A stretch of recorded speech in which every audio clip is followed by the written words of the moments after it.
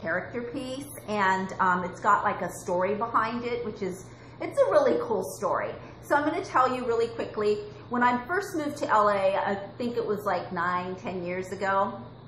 I'm really bad with times. I entered a actors monologue competition, and there were 18 actors competing, and it had to be an original piece, so I had to write the monologue. It was 4 minutes.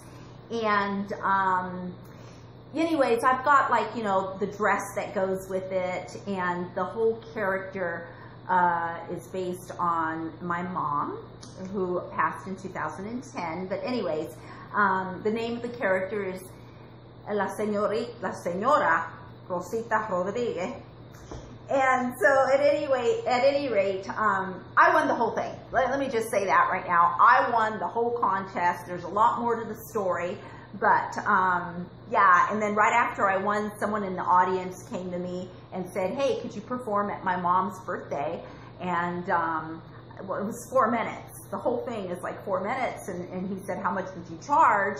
And I think I had just won like $150. I think that was the prize, is you won like $150 for this competition. And so I said, $100? And he said, sure. And so then I went and I did that. So that's the story, basically, behind this one. And you know what? While I'm talking to you, my thoughts are ahead of me. And so I'm thinking, I should put that dress on, because I was going to get rid of that dress too.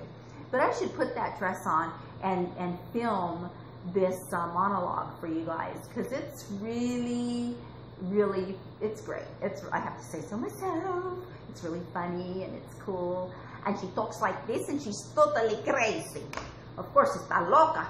Anyway, so what do you think, guys?